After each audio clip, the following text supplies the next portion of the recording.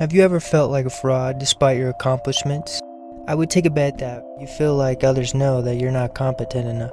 Do you have that ball of guilt in your chest or stomach telling you that you're not good enough? If so, let me reassure you right now. Even though it may not be a lot, but please understand that others have felt what you are feeling too, and others will continue to feel that feeling. You obviously may have different situations from others, but the feeling remains the same. Our bodies produce chemicals and feelings generally the same way everyone else's does. Nonetheless, this feeling is normally called the imposter syndrome. What to do, it's Blue. Let's not waste time and let's buzz about the imposter syndrome. Rose Clance and Suzanne Imes, a psychologist that identified this phenomenon in 1978, and they described it as an internal experience of intellectual phoniness in high-achieving individuals who are unable to internalize their success. Heavy emphasis on internal, and heavy emphasis also on high-achieving. The truth is, these people are hard workers and are able to achieve results, but instead of giving them the internal reassurance that their results are the reward of their hard work, they credit it to more of luck and try to downplay their role within themselves. Now, there's lots of different types of the imposter syndrome, but just to hit like some of the main few, we'll start with the perfectionist. Focusing purely on the quality, although most times setting unreachable standards. It's like, obviously you could do the work, but you're just making it too hard, so then you don't even live up to that standard that you set for yourself. The expert never feels knowledgeable enough and constantly seeking more information. I think where some of the expert might stem from is, not feeling like you're in control, always trying to one up if you're always trying to correct them. Like, that stuff brings harm to your relationships more than you may know. The natural genius judges their competence based on ease and speed rather than effort. There's a famous quote that gets told everywhere, and it's, hard work beats talent when talent fails to work hard. Which that quote's pretty basic. Everybody's heard it, everybody knows, but are you really listening to it? Are you really reading it? There's also another quote that's not really a quote, but I like it a lot, and it goes something like this. The rewards are just a byproduct of my hard work. I know that sounds a little silly, but really look at that. Really read into it, you know what I'm saying? If you are constantly working hard every day, working hard towards something, you are gonna get that reward. Like, it's gonna pay off. You don't just work hard and it doesn't pay off. Like, there's times where maybe you pull the short stick, but at the same time, you still pull the stick. You just have to change your perspective on the situation and tune it into your favor. Then you have the soloist, feels they must accomplish tasks independently to prove their worth. And I'm definitely a victim of the soloist. I do most things in my life solo because, it's really hard to depend on other people, especially people that are trying to just do it themselves. They're trying to live their own life. So it's hard to depend on others when we're all just living this life, going through it our first time. But that being said, you can still lean on other people. But the truth is, everybody has different things that they've go through, so people have different advice and different cups of tea at the table that could, have a different flavor. There's always different perspectives and different ways you can learn something. You can't just always think you're going to get the same answer going at it the same way. There's multiple ways to conquer a puzzle. 70% of people will feel or have imposter syndrome in their life. Chances are, if you're watching this, you struggle with imposter syndrome in your life as well. Imposter syndrome can stem from childhood experiences, societal pressures, and even new challenges that come up from your every day-to-day life. A good analogy is, imagine you're an apple tree, and people come by and they eat your apples and they say that they love them. People always come back and eat your apples. Although you can't taste your apples yourself, you still don't believe them when they tell you that your apples are good.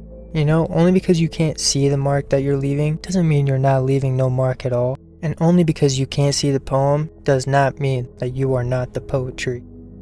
Alright, a quick story time. I worked at a school for kids that are in therapy and clearly did not have a good childhood, home, or life. And every day I would show up on time and be mentally free to be there for those kids. I gave them advice. I told them ways to level up yourself and your life. I showed up each and every day, never taking off holidays. But yet, after each shift, I felt like I wasn't good enough. Like I wasn't able to help these kids see the light that they had within them. I started to doubt myself and my abilities of being a mentor for these kids, and it led up to me quitting. And I felt like I failed these kids, when truthfully I showed up each and every day for them, and I put them first. I cared about them, I listened to them, I gave them advice when they asked.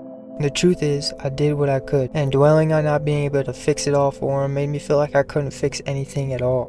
I guarantee me leaving left a worse impact than if I would have shifted my mindset and focused on the cold hard facts of what was in front of me. So, first off, let me tell you that other people are not thinking about you as much as you think they are. The only person that is constantly thinking of you, your failures, your future, it is you, bro. It's literally you. The same way you highly fixate on your own baggage, so is everyone else in this world. Everyone, even me. Sometimes we just gotta take a step back and realize that the only person moving our body is us. It's okay to have expectations of yourself. It's okay to hold yourself to a high standard. For me, what helps is understanding the small goals I build up to make my big goal. And the big goal isn't my main goal. It's not even really the first goal I set. It's just a goal that ends up happening from all the small goals' hard work. In moments of being too self-critical, we just need to take a step back and reframe our thoughts.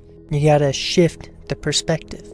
You didn't just get lucky you passed the test at school. You didn't just get lucky when the girl you liked ended up liking you back. It's like, nah bro, you prepared for that test and worked hard. Passing that test is the result of your hard work. And the last thing I do when I'm being self-critical is to learn to celebrate your achievements no matter how small they are.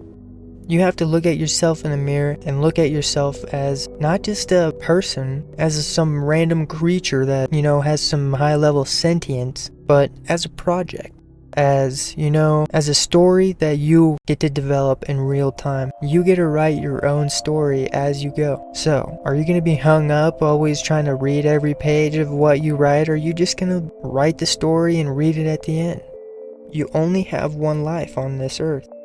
Everyone on this earth, including me and you, are here for our first time. There's a good quote saying, failure is not a setback, it's just redirection. Think of yourself and your life not as a car on a road, but someone walking up a spiral staircase. You're constantly growing and moving forward and upwards. As someone who is super self-critical, it can really make you feel worthless when you're achieving a lot. The first step to moving out of the imposter syndrome department is to recognize that you're even living in it. Next, you gotta focus on the small goals one at a time instead of the big main goal. It doesn't just happen immediately, you gotta work for it. That being said, you put that effort, you'll see results. Things don't just magically happen out for you. You gotta take that first step, you gotta pull that energy to you, you gotta attract it. And third, but definitely not least, celebrate your wins, literally. Every time something good goes your way, acknowledge it. Yes, some things happen from luck, but most times you get what you put in. Same with relationships, same with your body and mind. And fourth, I would journal. You don't have to journal daily, but when you feel yourself being critical, write down 10 things that you thought you did well that day. Change just doesn't happen overnight. You can't skip all the cutscenes, you can't skip all the flights of the stairs. Each cutscene, each step on the way up adds character. If you have the imposter syndrome or think you do, remember that you're not an imposter in your own life. You're capable, qualified, deserving, and remember that you yourself are your toughest critic. So be easy on yourself, but also push yourself. Just do it like a big brother would.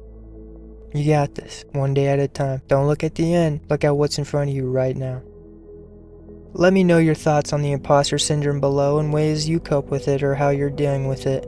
I've had imposter syndrome in my life and I feel like I'm definitely growing out of it recently. It's just really hard to have that faith and that love for yourself when you're actually achieving things because it's not to your standard, it's not to what you think you should be achieving and you have high hopes for yourself. Well, you have to understand that those results don't just come in like a snap, they come in gradually. Bill Gates didn't just become Bill Gates overnight. Like, that took years to become that kind of person the way we view him now. Like, same with athletes. LeBron, that boy LeBron was stacked at 16, but you think he became one of the best in the NBA because he was just gifted that way? Like, that dude grinded for it. Like, there's been multiple people that are 6'8" and have been busts in the NBA. There's been many people that are 6'4" in the NBA that can shoot. But look at Curry. The way we view them and all the rewards that they get are the results from their hard work. Let me know your thoughts on the imposter syndrome below and ways you cope with it or how you're dealing with it yourself. I want to welcome you to this new channel where I talk about really anything and everything, and my goal is to give you more insight into yourself and your emotions and to help you level up. If you want to have more discussions with me, leave questions in the comments and subscribe to buzz with me more. Enjoy the rest of your day. It's been Blue.